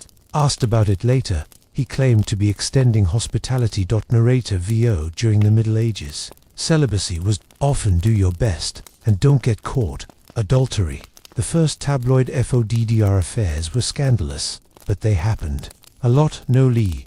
Lyn fell for knights. Lords took up with servants. Queens and kings weren't off limits either. Some of the clearest examples of the most destructive political disasters of the medieval period were affairs. King Philip IV of France charged his daughters-in-law with adultery. Heads rolled. Eleanor of Aquitaine was allegedly involved in an affair with her uncle. Scandalous and likely false, but it moved a great deal of parchment. Punishments varied by gender. Men, maybe a fine. Women, public humiliation, prison. In some cases, execution. In England, one merchant's wife was caught with her husband's apprentice. She was carried through the town in her shift. He lost his job. She lost her standing. Affairs might also be weapons. Charge your opponent with adultery suddenly there, in court, or worse, sex, love, unspoken but UNDAINA. There was little place in the medieval world for openly same-sex relationships, especially between men. The church condemned it, laws punished it severely, and yet, there are love letters from monk to monk, verse letters between noblemen, women saints, who wrote of their passionate attachments to other women. Historians argue whether these were romantic or platonic or coded, but the intensity, undeniable. Others looked the other way. Others cracked down, but the feelings existed, quiet, fierce, hidden. Narrator VO, and though you could not say love, it was still burning. The cost of passion, a social suicide, and WORS, forbidden love in the Middle Ages didn't merely destroy reputations, it could ruin lives. Lovers were torn apart by compulsion. Women were sent to convents, men were imprisoned or killed. Children from affairs were seen as illegitimate, without right to inherit, and to a great extent outcast. There was one English lady of rank who was proved to have an intrigue. Her lover was hanged. She was detained under house arrest for 30 years. And yet, they kept falling, kept writing, kept risking it, because every now and then, desire trumped the rules. The cracked languages of secret LOV for others, who were forbidden lovers. Communication occurred in other ways. The hand-to-hand passing of books with clandestine messages, songs with double meanings, handkerchiefs with coded symbols, confessions were a church vehicle around which to pass love notes. Even tombstones sometimes revealed secret stories, a heart lying buried with someone other, that, your spouse, that meant something, and everyone knew it. Women who defied the SRIP telets spotlight the rebels. Marjorie Kemp, the mystic born in the 1370s, was a married woman and pilgrim who wrote about her spiritual and emotional ties to both men and women. Eloise Abbott, in love with Abelard, refused to be just a wife, became abbess and intellectual. Countess Matilda of Tuscany never married, led armies, maintained close links to clerics. Total wildcard, dangerous, were then also women who had rejected arranged marriages, fled convents, or cohabited with lovers outside of the bonds of marriage, but also unforgettable. When love won, BRIFLY, there are tales few, but shining of forbidden love that prevailed. A merchant's daughter who eloped with a musician, a knight who gave up title to live with a servant, a widow who had married a younger man in scandal. Their lives were often hard, but their love made marks on the margins of history. Narrator, opening parenthesis, V. Or. Closing parenthesis. No, says the rules, but their hearts said yes. Closing thoughts. Fire and if you are why the forbidden love affair in the Middle Ages was everywhere. Beneath under nuns' robes, behind castle walls, on the lips of those who whispered in Latin, on the tongue of those who sang in secret songs, and the results might be grim. But the human heart continued to prove itself strikingly, frustratingly, beautifully disobedient. There was something wonderful about love as the Middle Ages waned and the Renaissance dawned. It grew up, now more than a mere instrument of treaties or a tearful muse. Love was fast becoming recognized as personal, powerful, and radically individual. In this chapter, we examine how the emergence of humanism, changing gender relations, and cultural rebirth transformed love's feeling, expression, and pursuit on the cusp of the medieval world. So let's begin by examining the intellectual mood swing. The Renaissance rediscovered the classical past and reinvigorated classical ideals, particularly from ancient Greece and Rome, where love was often lauded as erotic and ennobling. Humanist thinkers like Petrarch also started to investigate within love not only the experience of desire, but also an experience of inspiration. His sonnets to Laura were not just about unrequited love, they were meditations on longing, beauty, and the soul. This was the age that gave us a more introspective lover, one who wasn't just playing a courtly role, but was filled with inner turmoil, capable of self-reflection and emotional growth. Love became psychological. The heart turned into a battleground of identity, not merely honor, and the roles of women began to change, albeit glacially, with the rise of female literacy, and more women able to educate themselves and write about their experiences. This too was beginning to change. The letters from Renaissance women reveal a level of emotional agency, expressions of frustration, joy, yearning, and resistance.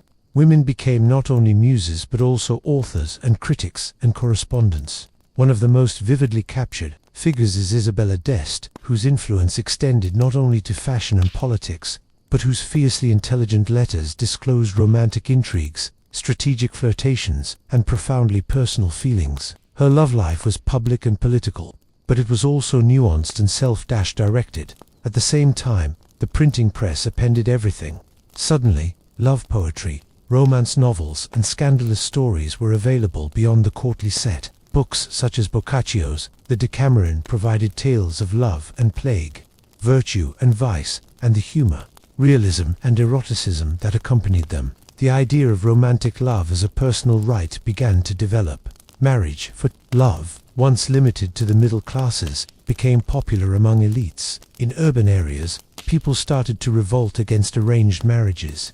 The literature helped to promote the notion that love transcended class, creed, and even parental authority, that religious reform also was involved. For example, Martin Luther violated the Church's celibacy rule by marrying a former nun, Katharina von Bora. Their marriage would become a symbol of love as partnership, not mere obedience. Protestants focused more on love and friendship between partners in marriage, overturning centuries of church teaching that discounted love being the basis of the relationship. Art joined the chorus. Couples in paintings started looking warm, intimate hands joined, eyes holding, not as allegories of human feeling, but as humans in themselves. Primavera and the Birth of Venus by Botticelli positioned love, beauty, and sensuality in the middle of creation. Love became canvassable, not just confessional. Cross-cultural romances re-emerged, but with new power dynamics, as exploration and global exchange transformed the globe. European tourists wrote about exotic lovers in faraway lands, romanticizing at times, objectifying at others. But there were genuine unions too, merchants marrying local women, noblewomen taken captive and assimilated into foreign courts, lovers working out the terms of two worlds that had collided. At home, too, love was political. Marriages between dynasties still occurred, but all with added theatrics. Courtships were performed, spectacles were the thing. Love letters were public performances, half sincerity, half diplomacy. The concept of individualism was perhaps one of the major breakthroughs. As she has put it, love was no longer simply an obligation or destiny, but a version of the self. Everybody was looking for a soulmate, not a mere match.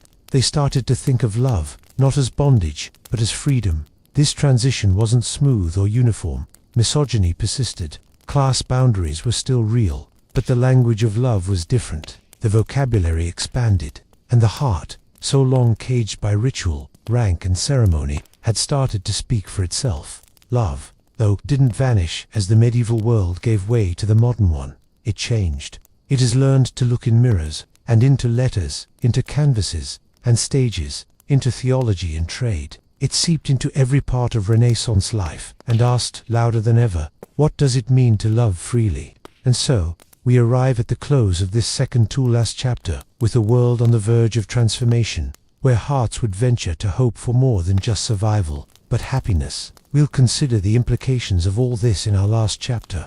Chapter 13, The Timeless Tracks of Medieval Love, its contemporary echoes from our own world, and the reasons why, even after all the armor, all the parchment, and all the fire, it still strikes the sweetest blow to the heart. 13. The Eternal Flame, the medieval legacy in love, and a lover's ode to his lady. And, as we shut out this illuminated manuscript of the Middle Ages love, one thing becomes blazingly obvious. The heart has always gone rogue. Between plagues and parchment, vows and violence, the medieval tale of love isn't just about corsets and castles. It encompasses humanity in its most visceral and most radiant form. In this closing chapter, we dwell upon the moral lessons which love bequeathed to us in the dark nights and in the twilight, on the lips of the troubadour, and in the margins of the well-nigh forgotten texts. Lessons that continue to beat, centuries later, in our bloodstream of our own tales. Lesson 1. Love is an act of defiance. From nuns who rejected their vows for love, to peasants who married without permission, medieval lovers had everything to lose. Not only their reputations, but their lives. To love was to transgress the ordinary, be it to fall for someone on the other side of the faith line, flee a political marriage, or die for an illicit kiss.